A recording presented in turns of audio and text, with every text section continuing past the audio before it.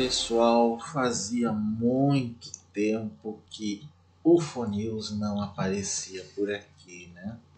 Mas aí ultimamente, com algumas notícias que eu andei encontrando, né, pela internet envolvendo não só ufologia, mas também astrobiologia, exobiologia, são esses três praticamente os temas que a gente inclui aqui, né? Essas coisas de mistérios envolvendo vida alienígena, independente se é por UFOs ou pelo que a ciência da astrobiologia busca, a gente acaba colocando aqui no UFONews. Eu geralmente trago umas três matérias sobre isso, e hoje nós vamos ter três especificamente.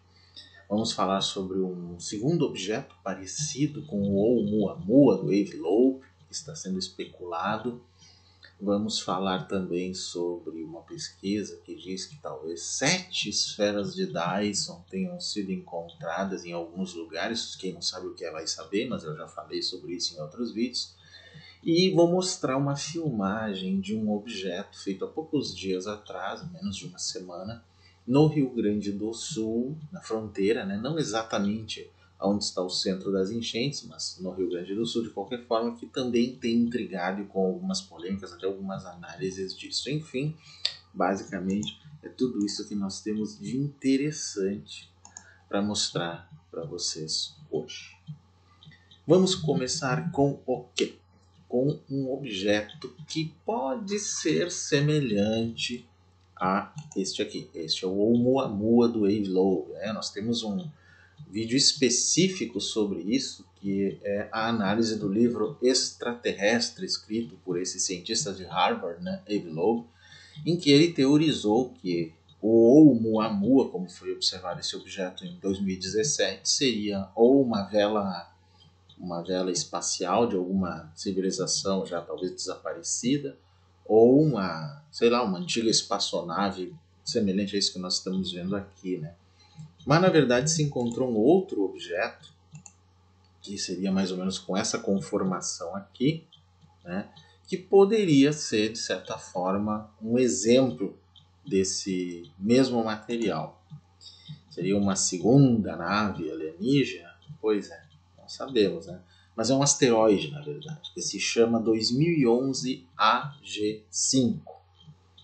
Ou, se a gente fosse dizer em inglês, 2011 AG5. Nós vamos chamar de 2011 AG5, que é mais fácil para nós, né? Passou recentemente pela Terra, se parece com esse Oumuamua, que é um misterioso objeto interestelar que foi teorizado pelo Wave Lobe no seu livro Extraterrestre, né? Então poderia ser um exemplo. É um asteroide cilíndrico também, né? Foi visto a uma distância de quase 2 milhões de quilômetros no início de fevereiro de 2023, né? Quando ele passou pela Terra. Aí foram feitas as análises e agora vem surgindo essa especulação, né? Várias de suas imagens foram obtidas com a antena de radar de 70 metros do sistema Solar Goldstone no sul da Califórnia. E os especialistas da NASA, né, então naquele momento, em primeiro lugar, chamaram a atenção para a forma alongada do 2011 AG5, completamente incomum para asteroides. Como é que é essa forma? Assim, né, são fotos da JPL da NASA, tentando mostrar para a gente, então, em várias sequências, né, tem várias sequências nesse sentido, como seria esse objeto. Tem uma forma de charuto também, de um modo muito parecido com o Oumuamua, cerca de 600 metros de comprimento e 5 vezes o diâmetro. E é isso que deu motivos para compará-lo com esse outro charuto gigante, né, que voou para fora do nosso sistema solar em outubro de 2017. O Oumuamua, que significa mensageiro que veio primeiro de longe. Que é traduzido literalmente do havaiano esse termo. E seria então, segundo Wave Lobe, o primeiro objeto interestelar que a humanidade observou. A trajetória de voo desse corpo celeste se estendeu a outros mundos, seja para a constelação de Virgem, Unicórnio, para a constelação da Baleia. O recém-chegado era tão surpreendente com suas peculiaridades que alguns cientistas bastante sérios, resumindo-as, viram sinais de intervenção inteligente, que é o caso do Wave Lobe, né? O asteroide era normalmente brilhante, brilhava como metal, tinha uma superfície de formato complexo e, o mais importante, acelerava periodicamente como se alguém o estivesse dirigindo. O professor Abraham Lowe, né, do Harvard Smithsonian Center for Astrophysics, membro do Conselho de Ciência e Tecnologia do presidente dos Estados Unidos, inclusive, né, e um líder de entusiastas que defendem a versão de que o Oumuamua foi enviado por uma civilização alienígena, chegou a escrever então um livro chamado Extraterrestre, baseado nesses argumentos que nós já apresentamos aqui. Até vou deixar nos cards ou na tela final esse vídeo para vocês terem mais detalhes, né? E aí se descobriu esse novo objeto cilíndrico que é o 2011 AG5. No entanto, definitivamente não é um asteroide interestelar, porque orbita o Sol uma vez a cada 621 dias. Essa é a diferença com relação ao Oumuamua. Mas não é certo que o objeto seja local ao mesmo tempo, né? Não se sabe onde e quando ele apareceu, há quanto tempo ele chegou. Só foi descoberto em janeiro de 2011 e pertence aos asteroides. Mas então a história anterior a isso não se sabe, digamos assim, né? Os astrônomos estimaram a órbita do visitante e os dados disponíveis na época sugeriam que em 2040, na sua próxima aproximação de nós, né, poderia não aparecer como nós imaginamos, não sei.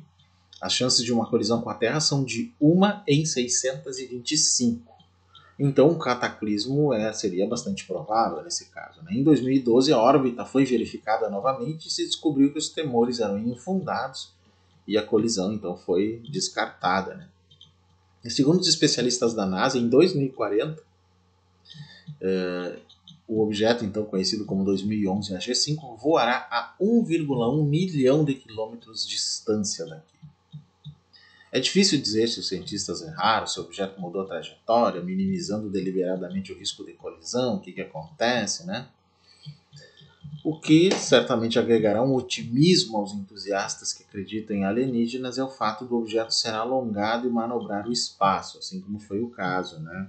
Assim, seria o caso tanto do Oumuamua e do 2011 AG5 serem como que sondas alienígenas robóticas ou coisa assim? Complicado, né? Não sabemos, né?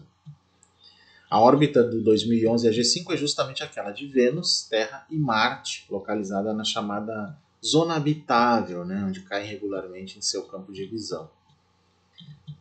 Então, essa seria basicamente a situação. Mas a gente ainda pode ver algumas fotos desse Oumuamua, que é o objeto anterior, aqui como eu mostrei antes, né, a visão mais provável, mas nós temos algumas outras teorias. Por exemplo, começa aqui de que ele pudesse ser uma espécie de antiga nave espacial de alguma civilização. É meramente especulativo, obviamente, teríamos que ter fotos muito mais próximas e elas não ocorreram, gente. Tem gente que especula, então, né, isso aqui faz parte de uma análise para tentar mostrar que ele seria realmente um asteroide de alguma forma, né? Então tem várias ideias nesse sentido, mas tudo é realmente muito especulativo. Até a ideia de ter sido uma nave assim, como se mostra aqui, é mais especulativo ainda, com toda certeza, né, gente? Bom, não é a nave desses aí, né? Então essa é a nossa primeira matéria. A segunda matéria, gente, tem a ver com o fato de que, mais recentemente, né, moradores lá do Rio Grande do Sul, mais próximos da fronteira com o Uruguai, eles relataram no dia 8 de maio, poucos dias atrás, né, por volta de 19h30, o avistamento de um OVNI comprido emanando luzes nas cores azul, branca e amarela. Aí tem na internet uma pessoa que diz que viu também em Porto Alegre, lá pelas 19 horas do mesmo dia. Então tem o vídeo, que foi lá da fronteira com o Uruguai, e tem algumas fotos e algumas análises também. Vamos dar uma olhadinha nisso aqui antes de qualquer coisa, e aí vamos ver se realmente faz algum sentido. Daí já analisamos melhor. Vamos ver primeiro aqui.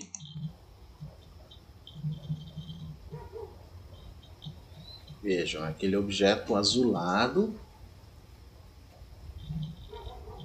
que aparece ali. Esse vídeo ele tem um pouco mais de 20 segundos, é muito curto realmente, né? Bem curto. Mas aí eu fiz uma versão mais em zoom aqui, para vocês terem uma ideia, talvez, de como ele seja de perto. Aqui. E já ficou melhor, né? Veja. Esse é o objeto. Muito estranho. Alguns chegaram a especular que pudesse ser Starlink, mas daquela forma exatamente não. Ele seria uma linha que apareceria no horizonte. Vou colocar de novo ele nessa forma em zoom. Não parece ser Starlink não, gente.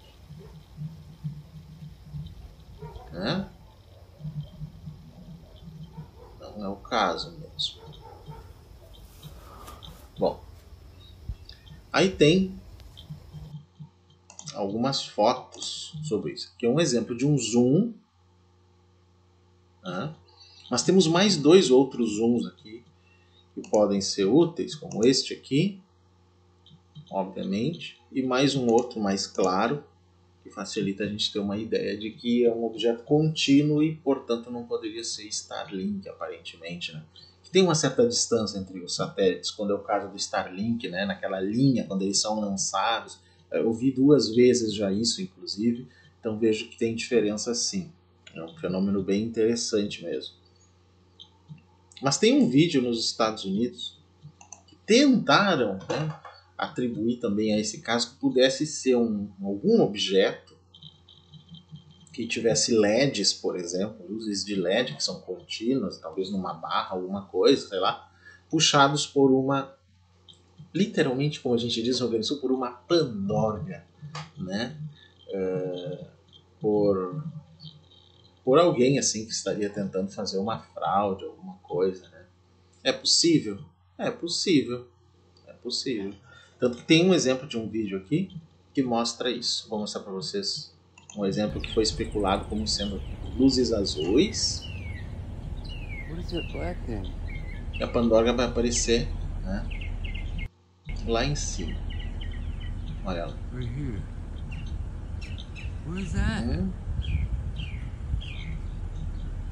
Isso.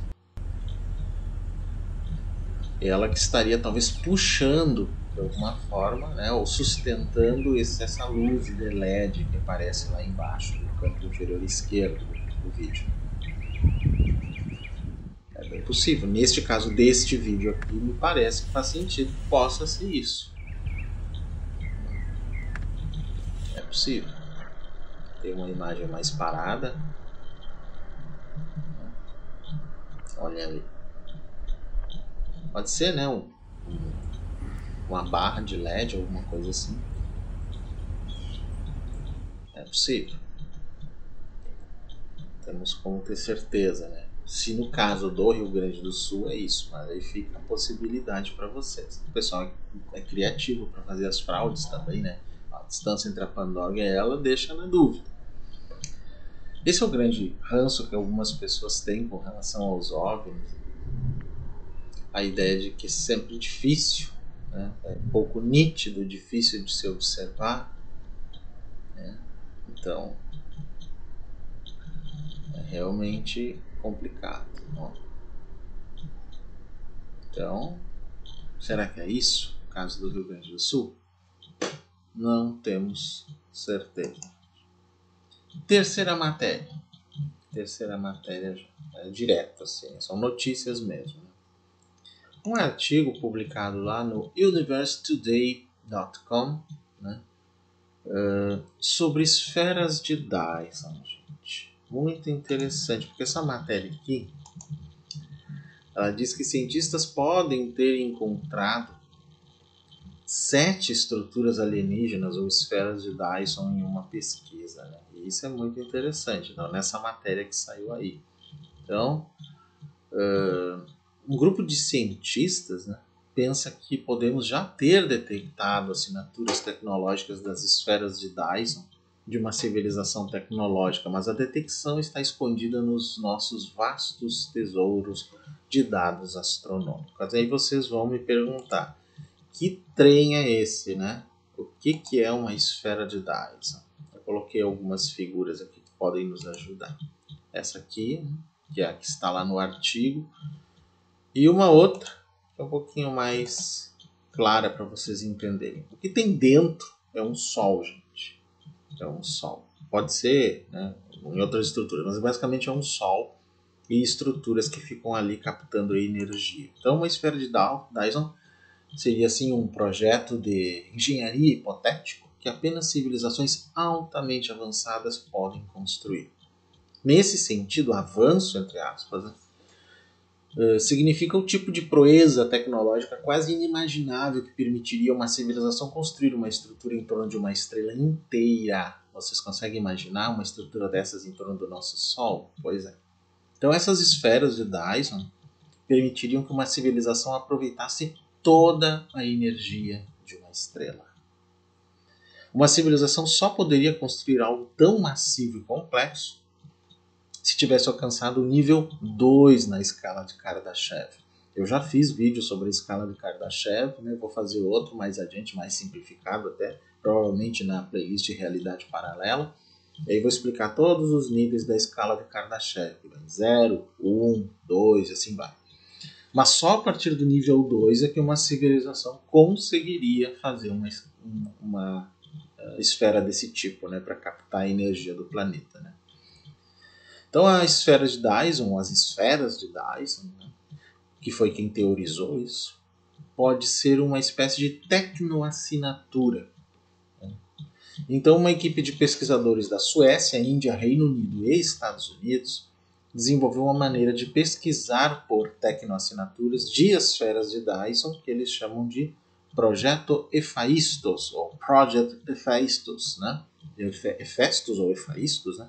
Era o deus grego do fogo e da metalurgia. Então, tem dois tipos de assinaturas, né, ultimamente, que estão nessa questão da busca por extraterrestres. As bioassinaturas, que tem a ver com evidências de vida biológica, né? Podem ser certos gases, por exemplo, que só são comuns quando há vida biológica. E aí podem não ser necessariamente vida inteligente, podem ser micróbios, podem ser tipo algo parecido com algas, né? Alguma coisa nesse sentido. E as tecnoassinaturas seriam os indícios de vida inteligente e tecnológica. Então se imagina que as esferas de Dyson, né, elas bloqueariam em certos ciclos a visão de uma estrela, e isso poderia ser um indício, então, para se ter certeza ou não disso. Né? Bom, eles estão publicando seus resultados nos Monthly Notice of the Royal Academy of Sciences. A pesquisa é intitulada Project Hephaestus to Dyson Sphere Candidates from Gaia DR3 to Mass e WISE, que são os lugares onde podem existir. Né? Então, o projeto Hephaestus, ou Hephaestus em português. São lugares que seriam candidatos. Né? O principal autor desse estudo é Mattias Suasso, que é estudante de doutorado no Departamento de Física e Astronomia da Universidade de Uppsala, na Suécia. Eles já tinham publicado um outro artigo, né? E agora publicaram esse segundo aí. O primeiro artigo eu acessei, mas é muito complexo até para resumir para vocês, tem muitas fórmulas, muitas coisas. Eu poderia fazer num vídeo ainda, mas seria um vídeo bem mais maçante do que simplesmente dar a notícia disso aqui, né? Então, nesse estudo, eles explicam: apresentamos uma busca abrangente por esferas parciais de Dyson, analisando ópticas e observações infravermelhas, né, de Gaia, ZUMAS e WISE. Essas são pesquisas astronômicas em grande escala projetadas para diferentes propósitos. Cada um deles gerou uma enorme quantidade de dados de estrelas individuais, de várias estrelas por esses três sistemas, né, de telescópios e tudo. E ainda informaram que esse segundo artigo, então, que eles fizeram agora, examina a fotometria Gaia DR3, TUMES e WISE de aproximadamente 5 milhões de fontes para construir um catálogo de potenciais esferas de Dyson. Então, analisar todos esses dados é uma tarefa árdua, né, gente? Então, nesse trabalho, a equipe de pesquisadores desenvolveu uma pipeline, né, de dados especial para percorrer os dados combinados de todas as três pesquisas. Eles ressaltam que estão em busca de esferas parcialmente concluídas que emitiriam excesso de radiação infravermelha. Suasso e seus colegas escreveram o seguinte: essa estrutura emitiria calor residual na forma de radiação infravermelha média, que além do nível de acabamento da estrutura, dependeria de sua temperatura efetiva. O problema é que eles não são os únicos objetos a fazer isso. Muitos objetos naturais também o fazem. como anéis de poeira circunestelares e nebulosas. Então, as galáxias de fundo também podem emitir excesso de radiação infravermelha e criar falsos positivos. E aí que é complicado. E a função do pipeline é filtrar isso. Eles explicam, um pipeline especializado foi desenvolvido para identificar potenciais candidatos a esferas de Dyson, com foco na detecção de fontes que apresentam excessos infravermelhos anômalos que não podem ser atribuídos a nenhuma fonte natural conhecida de tal radiação, nem nebulosa, nem nada, né? Nem poeira. Então, isso é só o primeiro passo. Né? A equipe submete a lista de candidatos a um exame mais aprofundado com base em fatores como emissões H-alfa, variabilidade óptica e astrometria. 368 fontes sobreviveram ao último corte. Destes, 328 foram rejeitados como misturas, 29 foram rejeitados como irregulares e 4 foram rejeitados como nebulares. Isso deixou apenas 7 esferas de Dyson potenciais de cerca de 5 milhões de objetos iniciais, e os pesquisadores estão confiantes de que essas 7 são legítimas. E ainda explicam. Todas as fontes são emissores claros de infravermelho médio, sem contaminantes claros ou assinaturas que indiquem uma origem óbvia no infravermelho médio. Então, esses são os 7 candidatos mais fortes, né? Mas os investigadores sabem que ainda são apenas candidatos. Pode haver outras razões pelas quais os 7 estão emitindo infravermelho em excesso. Aí eles informaram o seguinte, que a presença de discos de detritos quentes em torno dos nossos candidatos continua a ser uma explicação plausível para o excesso de infravermelho das nossas fontes. Mas as suas candidatas parecem ser estrelas do tipo M, ou seja, anãs vermelhas, e os discos de detritos em torno das anãs M, né, são muito raros. No entanto, fica complicado porque algumas pesquisas sugerem que os discos de detritos ao redor das anãs M, né, que são as vermelhas, se formam e se apresentam de maneira diferente. Um tipo de disco de detritos chamado Extreme Debris Disks, ADD, né, IDD, pode explicar parte da luminosidade que a equipe vê em torno de seus candidatos. Mas essas fontes nunca foram observadas em relação às anãs vermelhas, né? Escreve Suzano e seus coautores. Aí isso deixa a equipe com 3 perguntas. Serão nossos candidatos estranhos jovens estrelas cujo fluxo não varia com o tempo? Serão discos de detritos anãs vermelha dessas estrelas com uma luminosidade fracionada extrema? Ou algo completamente diferente? Os pesquisadores escreveram na conclusão, né, do artigo o seguinte. Depois de analisar a fotometria óptica NR-MR de 5 por 106 fontes, encontramos 7 anãs M, ou vermelhas, aparentemente exibindo um excesso infravermelho de natureza pouco clara, que é compatível com nossos modelos de esfera de Dyson. Existem explicações naturais para o excesso de infravermelho proveniente dessas 7, mas nenhuma delas explica claramente tal fenômeno nas candidatas, especialmente tendo em conta que todas são anãs vermelhas. Os pesquisadores dizem que a espectroscopia óptica de acompanhamento ajudaria a compreender melhor essas 7 fontes. Uma melhor compreensão das emissões H-alfa é especialmente valiosa, uma vez que também podem provir de discos jovens. E aí eles informaram que, em particular, a análise da região espectral em torno das H-alfa, né, das emissões H-alfa, pode ajudar-nos a descartar ou verificar a presença de discos jovens. Análises adicionais são definitivamente necessárias para desvendar a verdadeira natureza dessas fontes. Aí eu estou dizendo para vocês, pois é, será que existe isso mesmo? Bom, vamos dizer assim, o ceticismo é perfeitamente natural nisso, já que nós não temos, né, como ter certeza de nada nesse momento quanto a essas questões. Mas eu sempre divido entre o ceticismo sobre as questões dos UFO e o ceticismo sobre a astrobiologia, a exobiologia. Né?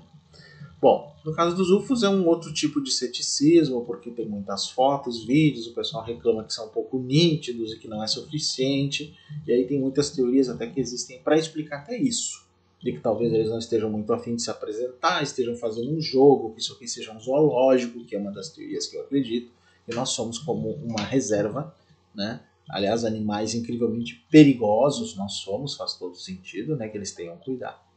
Mas no campo da astrobiologia, que tem mais a ver então com a vida mais microscópica, e da exobiologia, que inclui a busca de civilizações tecnológicas, aí é outra situação, né?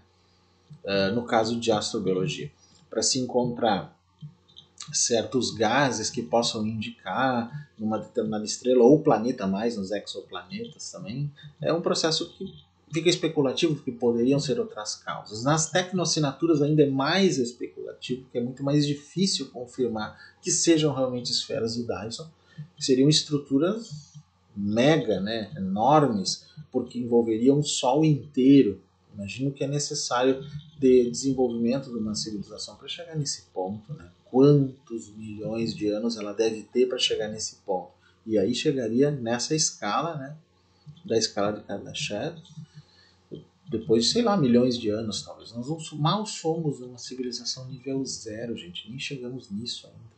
Nem isso. Estamos abaixo de zero na escala de Kardashev. Então, é incrível, né? Mas esses são os assuntos que eu tinha para vocês hoje, né? Retomando a UFO News, algumas pessoas até me comentaram, não tem mais as notícias ufológicas desse universo todo. Tem, agora tem, de vez em quando eu vou fazendo novamente, não tem problema, gente, já que vocês gostaram da ideia, né? E é isso então, o que eu tinha para hoje, né? Mas não esqueçam, né, gente, falei, antes que eu termine, é aquele detalhe bem importante. Quem gostou, obviamente, curte esse nosso vídeo, compartilhe e se inscreve no nosso canal. Se puder se tornar membro, eu agradeço muito. Se quiserem fazer um Pix em qualquer valor para ajudar o nosso canal, melhor ainda, minha chave Pix, pacetecno@gmail.com. Pessoal, agradeço todo o apoio que vocês puderem dar. Quem quiser me seguir nas redes, meu Instagram, @pacetecno, o Threads, Pacetecno, o TikTok, Paulo.Stecno, o X, antigo Twitter, _Pacetecno, youtube.com/paulostecno, facebook.com/canal Paulostecno e o meu e-mail pacetecno@gmail.com. Vocês podem usar para tudo, dúvidas, sugestões, críticas, o que vocês quiserem, pessoal. E é isso que eu tinha para hoje e até a próxima.